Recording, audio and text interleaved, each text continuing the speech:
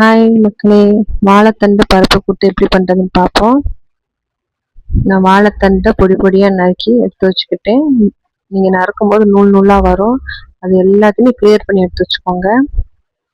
இப்போ தண்ணி விட்டு உப்பு கொஞ்சம் போட்டு மஞ்சத்தூள் போட்டு வேக வச்சு எடுத்துக்கிறேன். ஃபஸ்ட்டு ஒரு 10 செகண்ட் வேகட்டும். நம்ம இங்கிட்டு பாசிப்பருப்பை நல்லா க்ளீன் பண்ணி ஊற வச்சுக்கிடுவோம். இந்த வீடியோ இப்போ தான் ஃபஸ்ட் டைம் பார்க்குறீங்கன்னா லைக் பண்ணிவிட்டு சப்ஸ்கிரைப் பண்ணிக்கோங்க, பெல் ஐக்கானே கிளிக் பண்ணிக்கோங்க. பாருங்கள், நல்லா வெந்துருச்சு 10 நிமிஷமாக. இப்போ இந்த பருப்பையும் ஊற வச்ச பருப்பையும் ஆட் பண்ணிக்கலாம். நல்லா கிளறி விட்டுக்கோங்க. இப்போ பாருங்கள், நல்லா வெந்துருச்சு.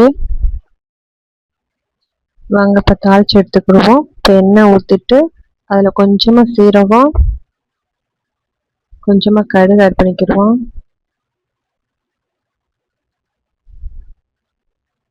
இப்போ நறுக்கி வச்ச வெங்காயம், பட்டை மிளகாய் 2, கருவேப்பிலை ஆட் பண்ணிக்கிடுவோம்.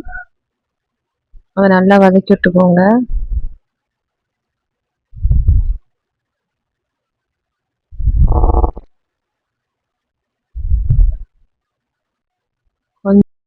கொஞ்சம் நல்லா ப்ரௌனாக வர வரைக்கும் நல்லா வெங்காயத்தை வதக்கிக்கோங்க.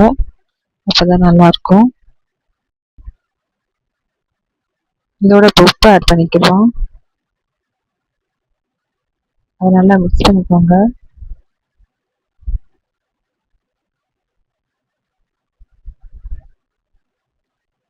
பாருங்க, வெங்காயம் நல்லா வதங்கிடுச்சு. இதை வேக வச்சதில் ஊற்றிடுவோம். பாருங்க, பார்க்கவே நல்லா இருக்கு. நல்லா மிக்ஸ் பண்ணிக்கோங்க. வாழைத்தண்டு கூட்டு ரெடி ஆயிடுச்சு. நீங்களும் ட்ரை பண்ணி பாருங்க, ரொம்ப ஹெல்த்தியும் கூட. ஓகே, நெக்ஸ்ட் வீடியோவில் பார்ப்போம். பாய்.